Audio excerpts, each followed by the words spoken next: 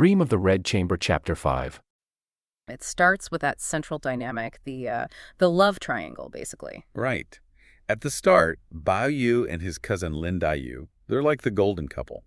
Our sources call their bond intimate and affectionate. Grandmother Jia absolutely adores them both.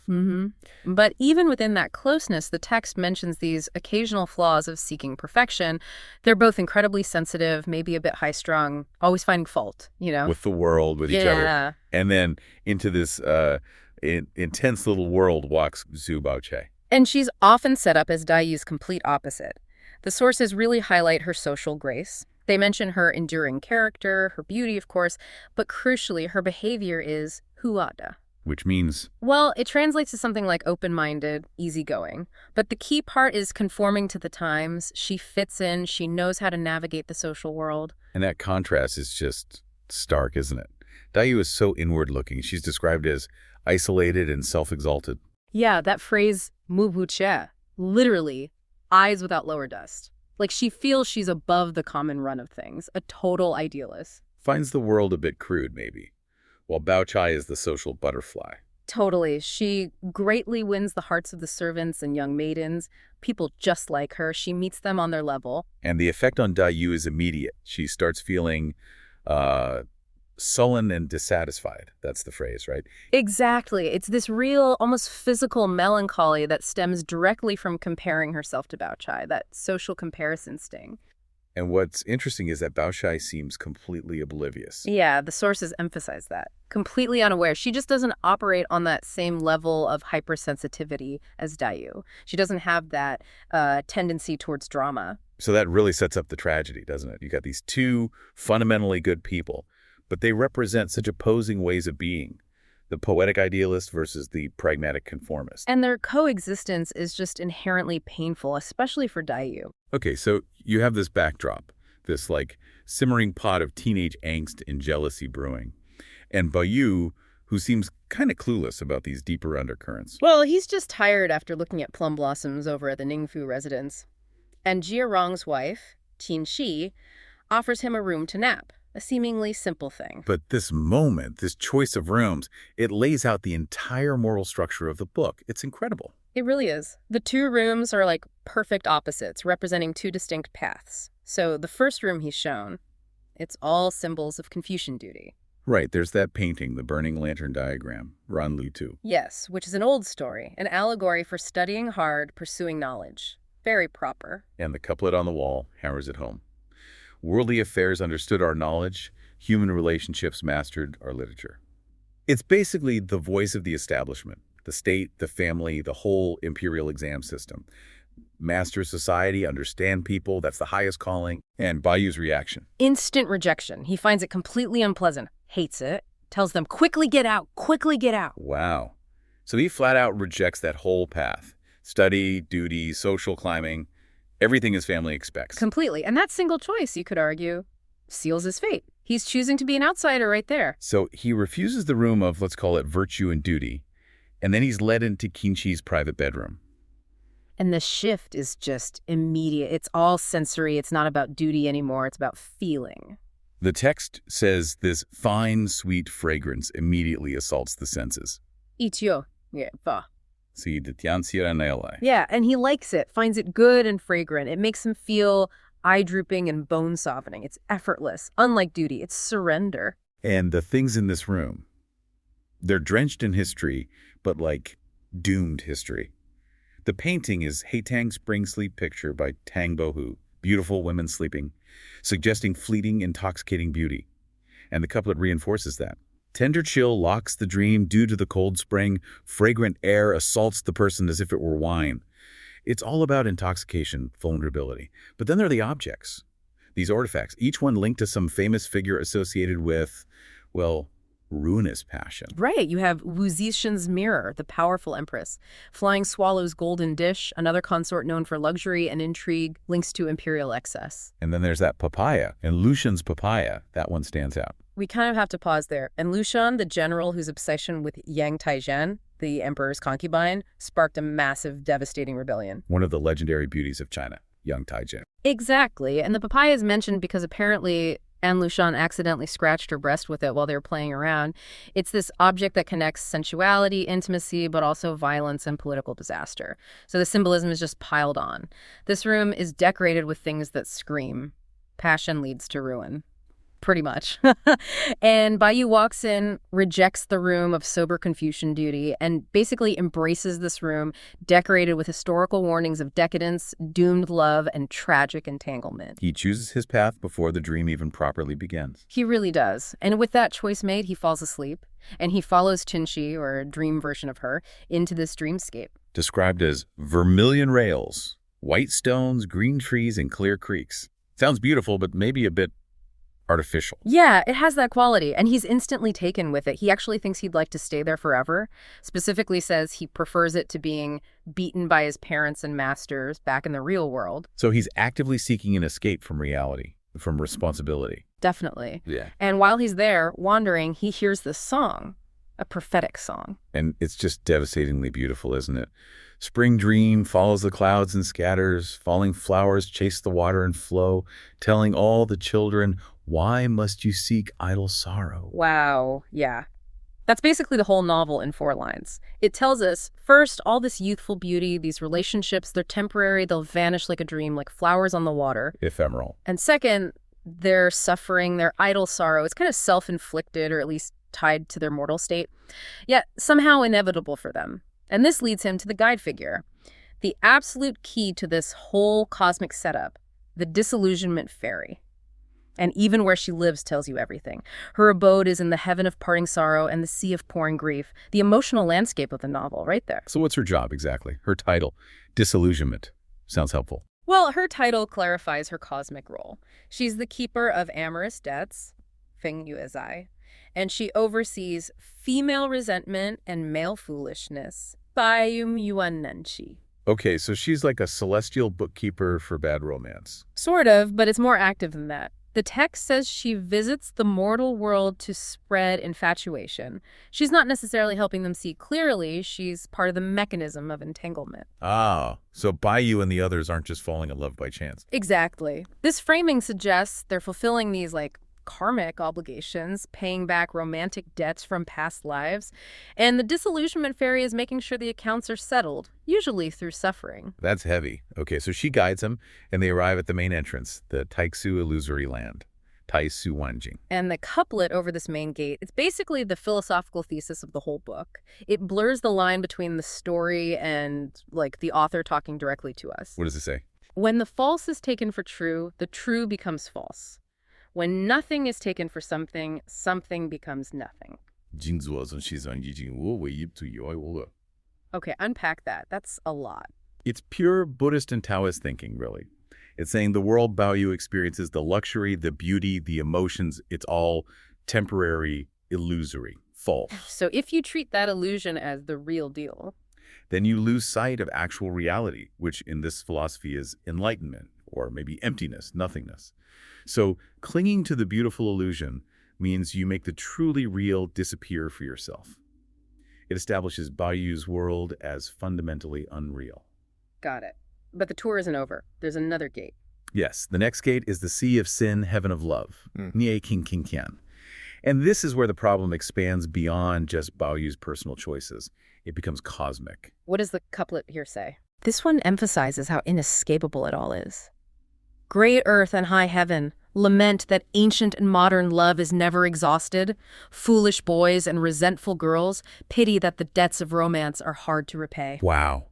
So their personal heartbreaks are just the latest installment payment on this massive, ancient debt of love and suffering. That's the implication. Their tears aren't just personal failings. They're part of this cosmic cycle. That's incredibly bleak. And inside these gates, he sees actual offices, like a bureaucracy of suffering. Yeah, it's structured like that. He sees the office of obsession, the office of resentment, office of morning tears, office of night grudges. It's like an org chart for human emotional pain. Does he get to see what's inside? Well, he wants to. But the fairy tells him his mortal eyes and dusty body aren't really fit to see the secret records kept there. These offices hold the fates, the past and future registers of all the women under heaven. Their destinies are already written down, fixed. That's what it suggests. Predetermined. But Bayu, being Bayu, pushes, right? Of course. He's already rejected duty, embraced sensuality. Now he demands to see the fate that choice has likely locked in, he insists. So the fairy reluctantly lets him have a peek. And where does she take him? To the final and maybe the most chilling place. The Thin Fate Division. Fomic Thin Fate. Just the name alone. It says it all, doesn't it? It basically sentences the female characters right there. Their destiny is defined by fragility, by sorrow, by being short-lived. It's the dark side of all that beauty. And there's one last couplet here. Yes. Over the door of the Thin Fate Division, and it's brutal. Spring resentment and autumn sorrow are all self-inflicted. For whom do flower face and moon appearance blossom? Self-inflicted how? Well, it seems to link their suffering directly to their own nature. Their beauty, their sensitivity, their heightened emotions, the very things that make them so captivating, especially to Bao Yu. So the things he loves most about them Are the very things that doom them, according to this prophecy. Their flower face and moon appearance, their beauty, it blooms only to attract sorrow and resentment, like flowers inevitably facing the changing seasons. Right from the start is Bao Yu's reaction. He's kind of clueless, cosmically speaking. Yeah, he's still very much a young, privileged nobleman. Totally. So when the fairy attendant in charge, this figure named Jinghuan, starts showing him these faded records, Bao Yu isn't thinking about grand destiny or anything. No, he just asks, can I see the ones for Jinling, his home province? Exactly. He's only interested in the girls he knows. He completely misses the universal kind of tragic law that's being laid out for him. And that kind of sets up the whole structure of fate in this world, doesn't it? Because Jinghuan the fairy, she doesn't just give him one big book of doom. No, she explains that fate, or maybe tragedy, it has this rigid structure. It's tiered, almost like the aristocratic households themselves. Right. So there are levels to this archive of sadness. Precisely. She lays out 3 main tiers, organizing the women based on their importance to the story, their narrative weight. So what are they? Okay, so the top level is the Zhengse. That's the main register. It holds the 12 crown heads, the really central female figures, the absolute stars of the tragedy, you could say. Got it. The main characters. Then below that, you've got the Fuxi, the secondary register. Okay. And then one level down again, the Yu Fuxi, the tertiary register. So main, secondary, tertiary. Yeah. It immediately tells you something, right? That even though Bao Yu knows tons of girls, the ones whose fates really matter in this grand cosmic scheme are actually quite few. Yeah, and Jinghuan drives this point home. Bao Yu mentions, I know hundreds of girls back home, wondering why there are only 12 slots in the main book. And her response is just chilling. It is. She says basically, other ordinary commoners have no register to be recorded, just flat out. Wow, that's such a sharp commentary on class, even within tragedy. It means even the lowest tier we're looking at, the tertiary one, is still for people whose downfall has some weight in this world. Their fates matter to the narrative, unlike the truly common folk. So if we start there with the tertiary register, the Yu Fuxi, we immediately hit this theme. It's about the clash between like a noble spirit and a low social position. Okay, what's the first one like? The first entry Bao Yu sees uses this imagery of water ink splattered, full of dark clouds and turbid fog. It just sounds messy, unpleasant. Definitely doesn't sound like a happy fate. No. And the prophecy attached is just brutal. It says, heart higher than heaven, body low status, cleverness breeds envy, short life often due to slander. The passionate young master worries in vain. Oof. Heart higher than heaven, body low status. That's it right there, isn't it? Someone whose spirit or ambition doesn't match their place in society. Exactly. And their cleverness doesn't save them. It actually makes things worse. It attracts envy, malicious gossip, slander. And Bao Yu's affection, his worry, it's all in vain. That conflict is just core to this book. Yeah. So what about the second tertiary entry? Similar theme, slightly different angle. The imagery is a cluster of fresh flowers, a broken mat. So beauty mixed with something damaged or lowly. Okay. And the prophecy goes, vainly gentle and obedient. Enviable is the actor's fortune, who knew the master has no connection. The actor, that sounds specific. Low status connection. Precisely. It points to someone connected to the theatrical world, which was considered very low status, possibly scandalous. So her goodness, her gentleness, it's vain, useless against these associations the family wants to ignore or suppress. So the tertiary register is really about that mismatch, spirit versus station, and social stigma. What about the next level up, the secondary? Moving up to the Fuxi, the secondary register, the theme seems to shift a bit. Less about social disgrace, more towards isolation, loneliness, displacement. Yeah. What's the imagery? It's a cassia tree, dry pool, withered lotus dead roots. Everything is dried up, dead, barren. Not exactly thriving. Not at all. And the prophecy hits hard on this loneliness. Root sharing fragrance with the lotus stem. Since two places gave rise to a lonely tree, resulting in the fragrant soul returning empty to the homeland. A lonely tree, returning empty. So it links her fate directly back to where she came from. Yeah, it suggests she was maybe displaced, brought into the Jia family's world, but never truly belonged or thrived. She ends up like this lonely tree, and her spirit, her fragrant soul, goes back home, but empty. It's a profound sense of failure and isolation. Okay, so if the lower tiers are handling these like specific types of tragedy, social status, isolation, then the main register, the Jiangxi, Right. this must be where the really big, complex fates are tangled up, the core character. That's exactly right. This is where we find the predictions for the novel's central figures. And these are famously tricky, very poetic, very dense. Not straightforward fortunes, then. Definitely not. They don't use names. They use these visual riddles packed with symbolism. You really need to know the characters, their symbols, even Chinese wordplay sometimes to figure them out. All right, let's try one. How about the first one? The most famous pairing, maybe. Ah, yes. The iconic duo. The two main rivals for Bayu's heart. The imagery is incredibly evocative. Two withered trees, a jade girdle hanging on them, a pile of snow, a golden hairpin buried under the snow. Withered trees, jade, snow, gold. Okay, what's the verse? The prophecy reads, "Lamentable stopping loom virtue, who pities willow catkin talent, jade girdle hanging in the wood, golden hairpin buried in the snow." Okay, stopping loom virtue, willow catkin talent. Those sound like descriptions of different kinds of ideal womanhood almost. They are, but the key here, the real insight, is how the imagery links to their names. Jade girdle hanging in the wood. Well, the character for Lin Dayu's surname means wood or forest. Oh, okay, got it. And golden hairpin buried in the snow. Su, the character for Su Beibaqi's surname, means snow. Wow, okay, so the image is the clue. It's literally spelling out their tragic ends using symbols tied to their names and contrasting their core virtues, Dayu's talent, with the Chai's traditional virtue. Exactly. They are bound together, even in this prophecy of decay and death. Withered trees, buried hairpin. It's bleak. Okay, that's powerful. What's next in the main register? Next up, we get one that feels much more political. It hints at the whole family's connection to power and its downfall. The imagery is simple. A bow, a citron hanging on the bough. A bow and a suit. How does that translate? Well, the prophecy is surprisingly specific. Distinguish right from wrong for 20 years. Pomegranate flowers eliminate the palace chambers. How can 3 springs compare to the first spring scene? Tiger and rabbit meet, the great dream ends. Palace chambers. Yeah. That points directly to one character, doesn't it? The imperial concubine, Yuanshan. Mm-hmm. It places her right in the imperial court. Well, look at the details.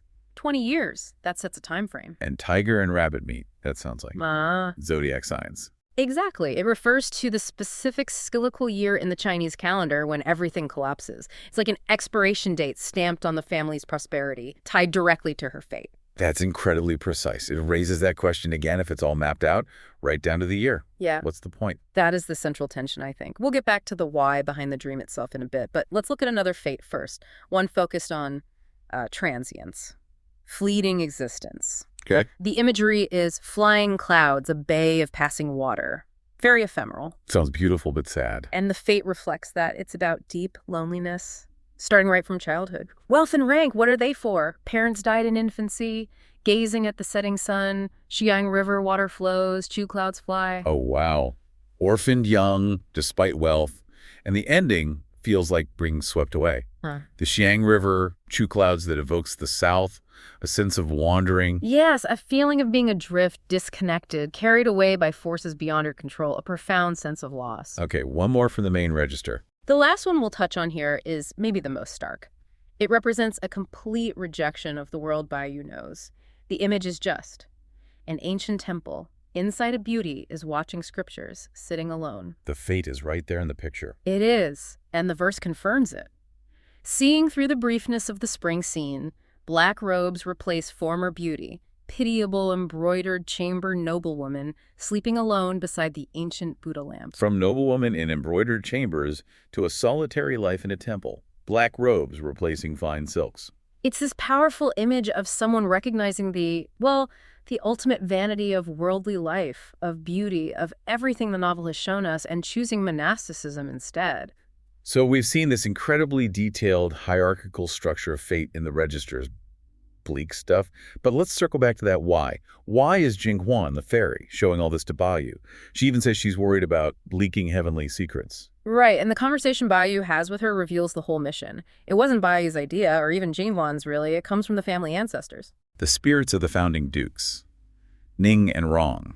The very same. They're worried. Deeply worried. They know the family's luck, its allotted time of prosperity is expended, it's run out. And they look around and see no decent successor. Basically, yeah. They see Baoyu, their main hope, but they view him as having this childish obstinacy, a strange nature. He's not the guy to turn things around. So the dream is, what? A desperate attempt to wake him up. Kind of, but the method is fascinatingly paradoxical. Jinghuan says her mandate, given by the dukes, was to first use sensuality and pleasure to alert his childish obstinacy. Use pleasure to teach him. To reject pleasure. That sounds counterintuitive. It does. The goal is to make him jump out of the confusing circle of worldly desires and find the right path, presumably towards responsibility or even spiritual understanding. But they decide the way to do that is through intense exposure to beauty and allure. So the whole illusionary realm, this dreamscape, is designed to be incredibly beautiful, seductive almost. Absolutely. It's a sensory overload. Everything is constructed from the essence of fleeting beauty, which makes the underlying message of vanity and tragedy even more potent. Like what kind of details? Well, take the incense burning there. It's called Quintessence of All Blooms. Sounds lovely. And it's made from the essence of rare plants from famous mountains and oils of various precious forests. The most exquisite natural scents. But it's literally made from things that bloom and then die. The beauty is temporary. Okay, I see. And this is where the author's genius with language comes in too, right? Well, especially with the drinks. Oh, absolutely. This is brilliant. The tea Bayu is served is called 1,000 Reds in One Hollow. 1,000 reds. Like flowers. Yes, and it's brewed with dew on immortal flowers and spiritual leaves. Sounds divine, but the name in Chinese, Qianhong Yiku, sounds almost exactly like Qianhong Yiku, which means 1,000 reds weep together, or tragedy in one hollow. Whoa. So the name itself is a pun on communal sorrow. Exactly. The most beautiful tea is named for shared grief. And the wine does something similar. It does. The wine is called 10,000 Beauties in One Cup. Again, sounds amazing. It's made from these mythical ingredients: stamen of 100 flowers, juice of 10,000 trees, plus Kulin marrow mash and Phoenix milk yeast.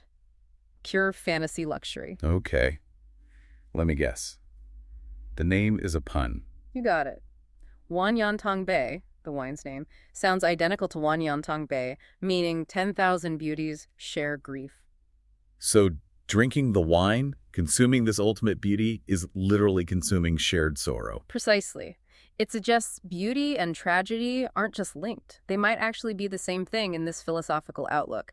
Two sides of one coin. The beautiful is inherently tragic because it's fleeting. And that whole idea is then just hammered home by the final thing Baoyu sees written down. Yeah, the final piece of text he encounters is a couplet hanging on the wall. It basically summarizes the entire realm's lesson. Subtle, spiritual, and beautiful place, fate is impossible to resist. Fate is impossible to resist. That's pretty definitive. And the scene itself, it starts elegantly, but there's this sense of foreboding. You've got Baoyu, our protagonist, drinking wine in this land of illusion. Then 12 celestial dancing girls appear.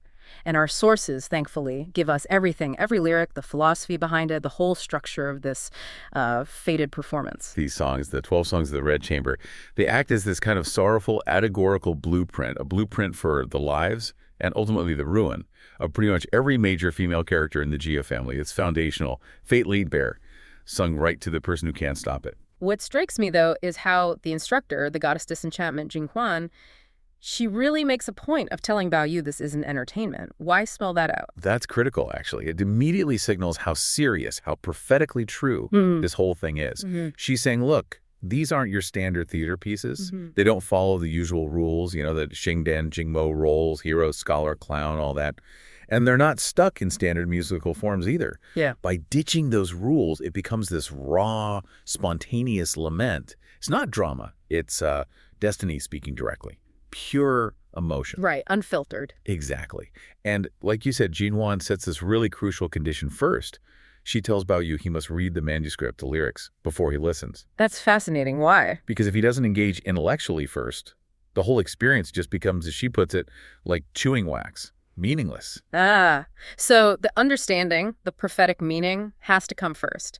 The sound alone isn't enough. Precisely. He needs to grasp the content. Wow. He has to basically study his own future suffering just to appreciate the music of his tragedy.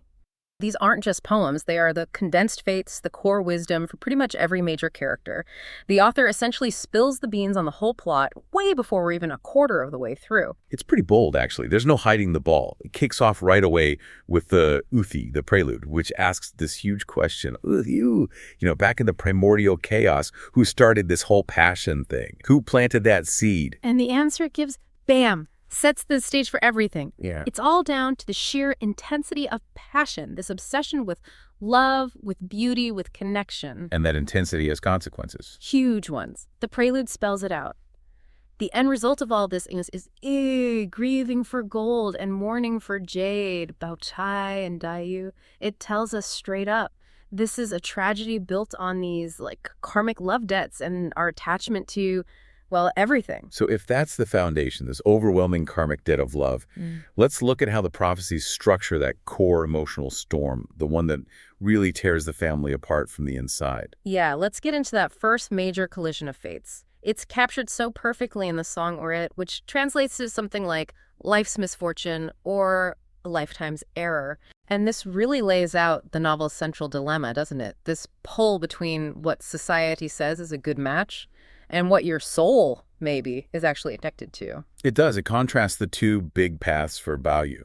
On one hand, you've got the golden and jade match. That's the sensible choice, right? Mm-hmm. The marriage to Su Baochai. It's stable, respectful, socially approved. Everyone would nod along. Looks perfect on paper. Exactly. But then looming right beside it is the hiatus, the wood and stone pact. This deep, almost spiritual, preordained bond he shares with Lin Dayu.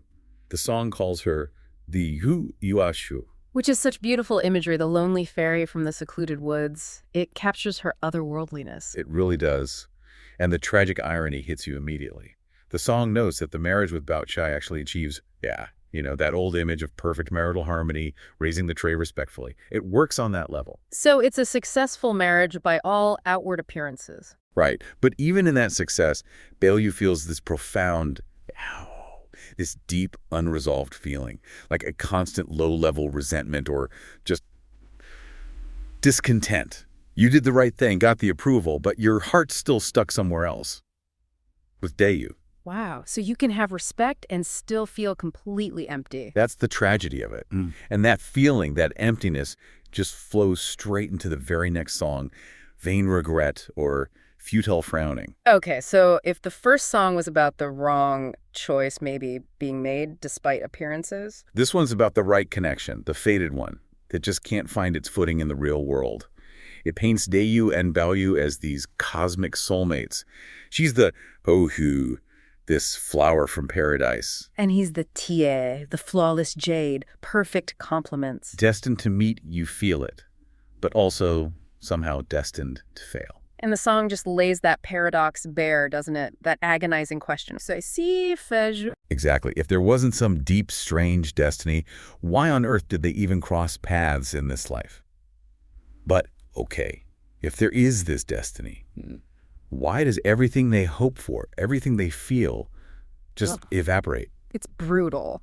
It is. All their connection, their understanding, their love, it's reduced to something totally ephemeral. The images used are just devastating. Yeah. Their hope is like the moon's reflection in the water or a flower you see in a mirror. You can see it, you desperately want it, but you can't touch it. It's not real. Not in that tangible way. Precisely. And the cost of this unattainable love, it's measured in tears. So many tears. The song says they flow from autumn to winter, spring to summer. It's not just sadness, it's constant. A whole life defined by weeping. It reinforces that idea of a karmic debt, right? Yeah. Their bond began with a promise involving tears, and now the debt has to be paid in full. Endlessly, it seems. It's high drama, absolutely, but framed as inescapable fate. So the central love story is buoyed by its own intensity and by fate. What about the others? The prophecies seem to shift gears a bit then. They do. They move from that central whirlpool of love and loss to look at the fates of other key figures, especially the women. It asks, well, what happens when prosperity, even virtue, runs up against the sheer fact of transience, particularly for those who aren't quite caught in that main love drama? Right, and we see these sudden collapses, like lamenting transients. This one's about Kingwyn, right? The maid. Yes, the very spirited, maybe somewhat defiant maid. Her fall is just abrupt and seemingly unfair. The line goes, Shay! So like, just when things are looking good, glory and prosperity are at their peak. Boom! Transience hits. Exactly. Impermanence, the unpredictable end just arrives.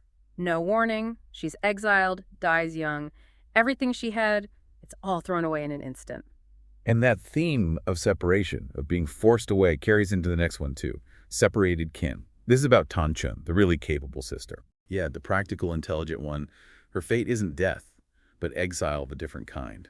A long journey, forced separation from her family. The prophecy paints this picture. A ship on a 3,000-mile journey through wind and rain, far, far away. So her tragedy is that severing of ties. Right. And the song gives her this sort of resigned dignity. It states that separations and reunions, that they aren't random, they're fated. Same with fortune and poverty. Kai, it's all predetermined. So she just has to accept it. Tell her family, don't get dragged down with me. It's a sad kind of strength, accepting that predestined split. Okay, so then we get someone who actively tries to steer clear of all this romantic drama, Shi Shangyan. Her fate is in Hei, joy in sorrow. Yes, Xianyin, she's depicted as Yan. Really broad-minded, generous, almost heroic in a way. She pointedly avoids getting tangled up in all the petty romances consuming the others. And she seems to succeed for a while. Builds a good life. She does. She marries well. A talented, handsome partner.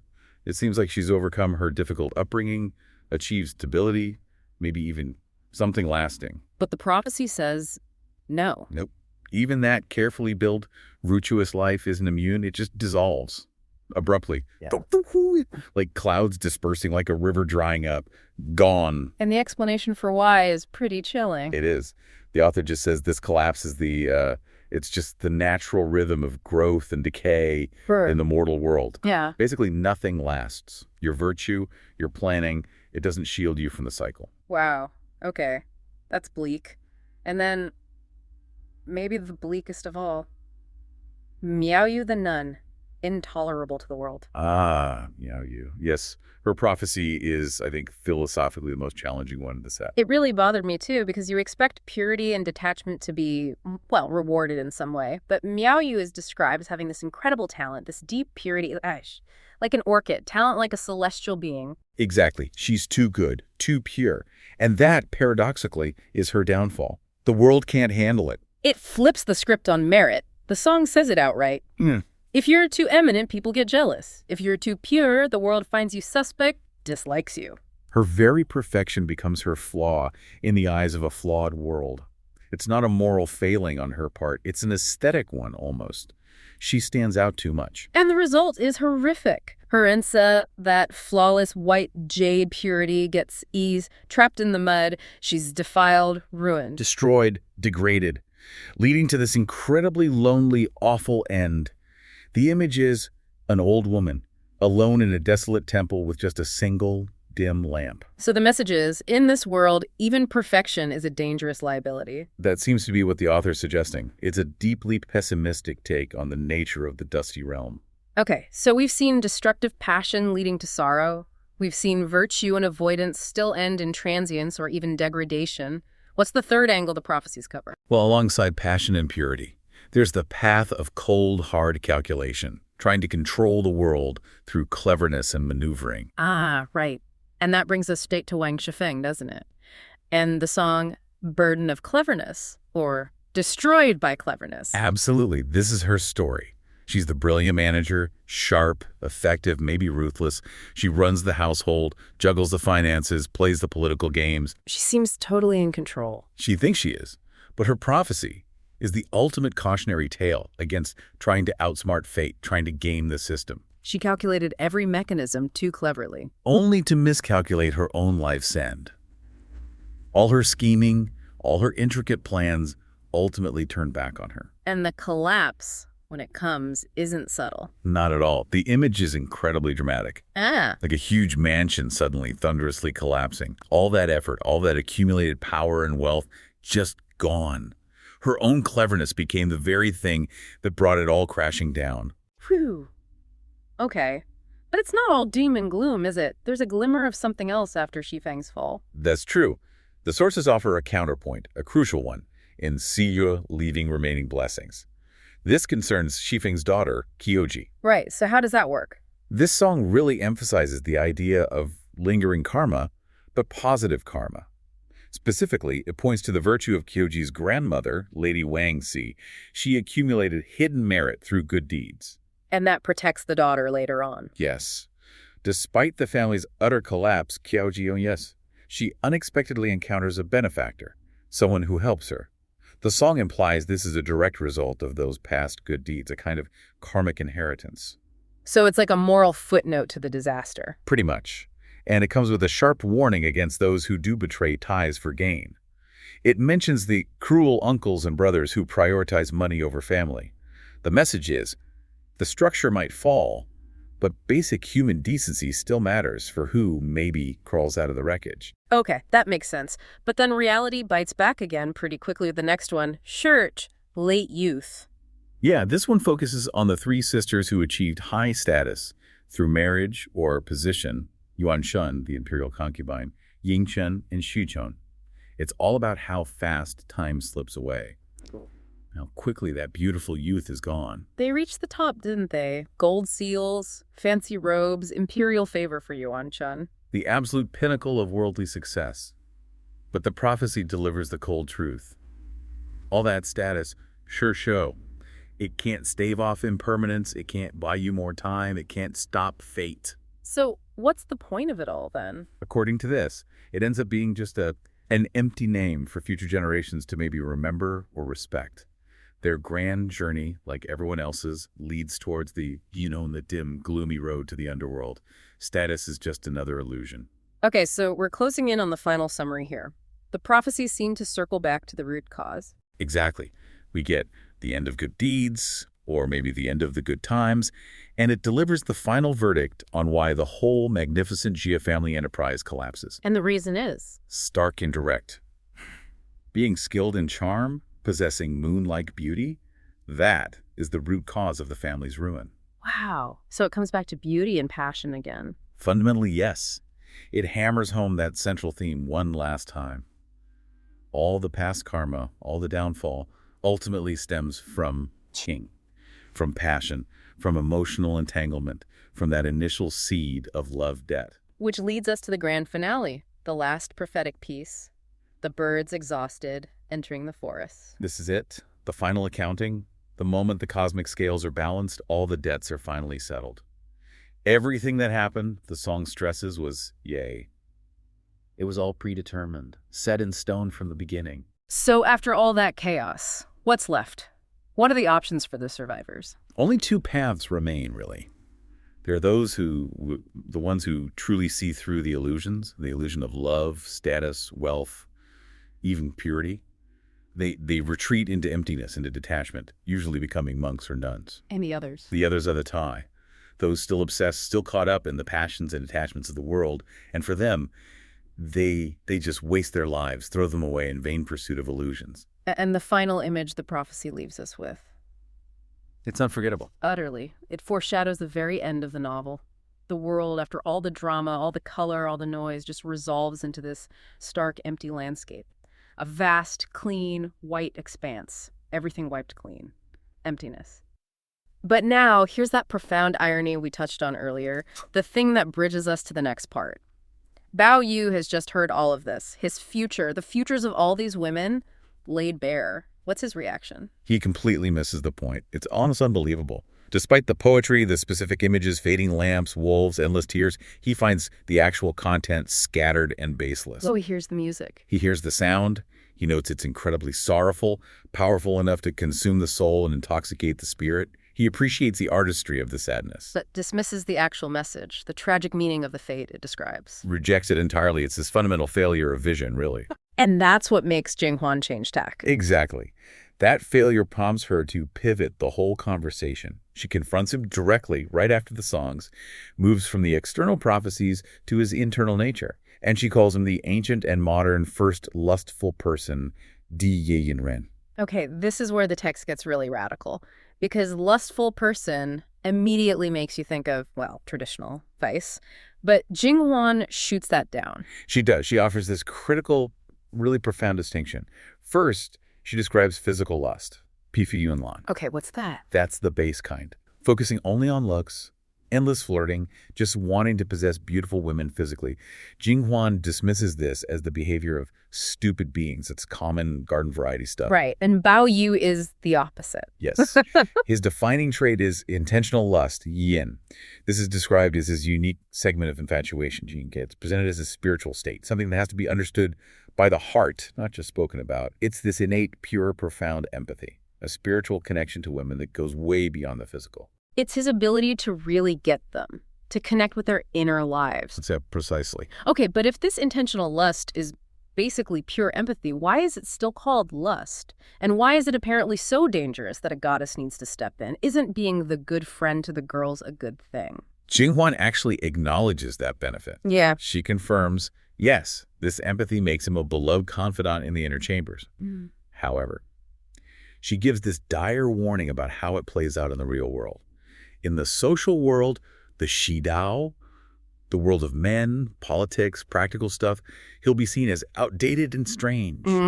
This purity of feeling, this yi-yin, makes him subject to universal scorn and 100 mouths of mockery. So his spiritual gift is actually his social downfall. He just doesn't fit into the structures of power and governance. That's a huge problem for the heir of a major clan. It's a massive problem. Yeah. Because his focus on king, on sentiment, makes him basically useless for Zhang Jizidao, for practical statecraft, which is what his family and society needs him for. Right. Okay, but here's the part I find really puzzling.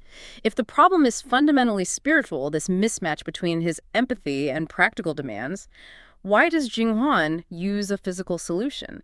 She immediately marries him off to her sister, Jian Mei, who is also King, right there in the dream. That's the shock treatment part. It seems counterintuitive, but the goal isn't to encourage physical lust. Not at all. It's designed to give him a very contained, controlled experience of the affairs of clouds and rain, Yun Yu Zishi, but only within the safety of the illusion, the dream world. So it's meant to be instructive. Entirely instructive. The whole exercise is meant to feel fleeting, ephemeral, to shock him into realizing that even the deepest human connections, even physical intimacy, are ultimately like a dream. The purpose is purely didactic. Once he sees how transient even that is, he's supposed to turn back to studying Confucius, Mencius' practical statecraft, the serious stuff. It's like a radical, almost therapeutic intervention, trying to force him to grow up and face reality, even if he finds that reality deeply unappealing. But the dream doesn't just gently end there. No, not at all. After this romantic interlude, the lesson takes this abrupt, terrifying turn. They're wandering, and the dreamscape just shifts instantly. From intimacy to danger, they reach the Mijin. The Ford of Delusion, the name says it all. It really does. The geography itself becomes symbolic of danger. Suddenly the path is blocked by thorny brush. You see wolves and tigers together, clear symbols of corruption and peril. And there's this black creek, deep and dark with no bridge. Jinghuan rushes after them, screaming at them to turn back. Don't go further into delusion. And she emphasizes the danger. Oh, absolutely. She stresses the Mijin is 10,000 fathoms deep. Crossing is nearly impossible. It requires a special raft, steered only by the wooden hermit and the ash attendant. Figures symbolizing Well, detachment. exactly. Total spiritual detachment.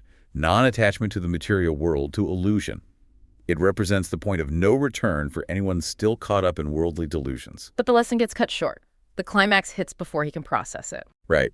Before Jinghuan can even finish her warning, the water just roars up and these sea ghosts and demons literally drag Bao Yu down into the abyss. And his last desperate act in the dream. He screams out the name of his dream wife, the sister of the goddess, "King, save me!" And then he wakes up. Back in his own bed, maids around him, terrified, drenched in sweat. And this brings us to that incredible, chilling detail, the one that connects this whole prophetic spiritual journey right back to the waking world. Yes, it's phenomenal. King, the real woman in the household, whose name Jian Mei, was used for the dream sister. She happens to be standing just outside his room, and she overhears him cry out her intimate pet name in his sleep. A name the text stresses that no one here ever knew. Wow. That tiny impossible detail just snaps everything together. It ties the dream's spiritual warning, its prophecy, directly into the real King's own mysterious circumstances and ultimately her fate. It validates the dream's power.